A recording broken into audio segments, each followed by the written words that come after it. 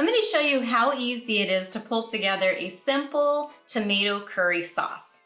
I absolutely love this sauce. We use it on a recipe that we do a couple of times a month, and it's so yummy. Let's get started.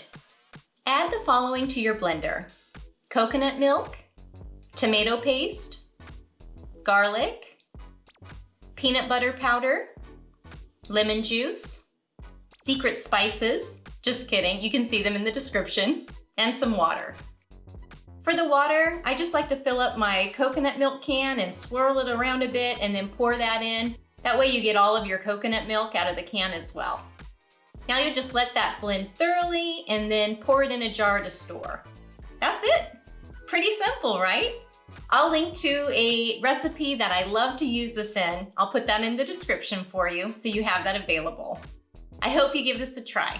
If you have any questions, please let me know. Thank you so much for watching. Have a great day.